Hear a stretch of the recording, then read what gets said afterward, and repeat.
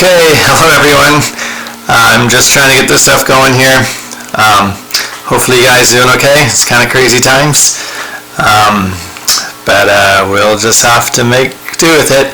Again, try to read the book as much as possible, look at examples in the book, and then I'll try to, again, send out links to videos that hopefully can help out, and let me know if you're having trouble, because that's obviously it's going to happen, and that's okay, and we'll just try to hopefully make it work so you can keep learning.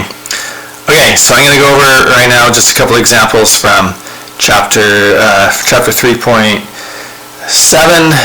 numbers 11, 13, and 17, which probably caused the most trouble. Okay, so number 11, and it was, they had f of t equals ln of this whole gigantic thing, 2t plus 1 to the third over 3t minus 1 to the fourth. So we take the derivative of that. It's just 1 over whatever's in the parentheses, which is everything, which means we just put the things upside down.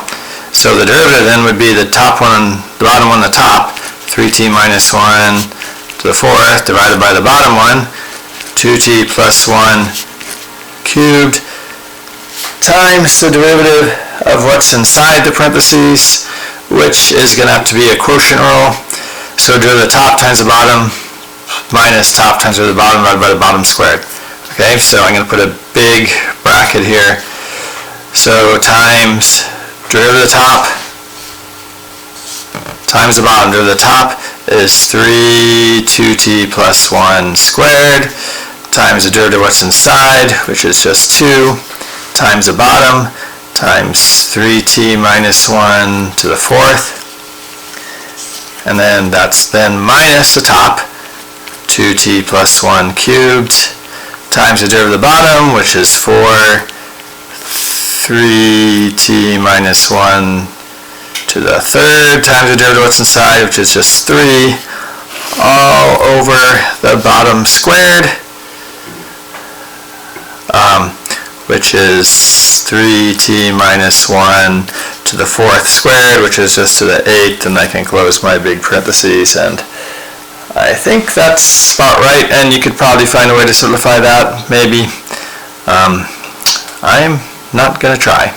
So, okay, that's all you got to do. 1 over what's inside the parentheses times the derivative of what's in the parentheses. Okay, then number 13 was ln of u divided by 1 plus ln 2u. So the derivative of that then, derivatives have to be a quotient rule again, derivative of the top times the bottom minus top times the bottom. So derivative of the top is 1 over u times the bottom, which is 1 plus ln of 2u, minus the top, ln of u times the derivative of the bottom. Derivative of the bottom, derivative of 1 is 0, so that's just derivative of ln of 2u, which is 1 over 2u, times the derivative of 2u, which is 2. So that's derivative of the top times the bottom minus the top times the derivative of the bottom, all divided by the bottom squared. 1 plus ln of 2u, put big parentheses around that, squared. Okay, then number 17. That was ln of e to the negative x plus x e to the negative x.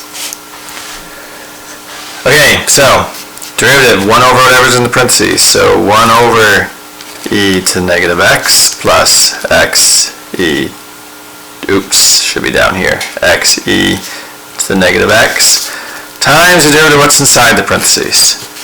So let's see, derivative of the negative x is e to the negative x times the derivative of negative x, which is negative 1, plus, now we have a product rule because it's x e to the negative x, so plus the derivative of x, which is 1, times the second, so that's just e to the negative x, plus the first one, x times the derivative of e to the negative x, which is e to the negative x times negative 1. And I think that's it. So that is the derivative of those things. And of course, you could probably simplify, but we're not going to worry about that. Okay, so that was chapter 3.7, and I'm going to try to keep these shortish. So next I'll make one for 3.8, and I'd said that there's some of those problems which are already sent out are due on, what did I say? Friday or something? Oh well, it's on the message, and so hopefully we can get that figured out. So, okay, hope this helped. Pretty crazy. Bye everyone.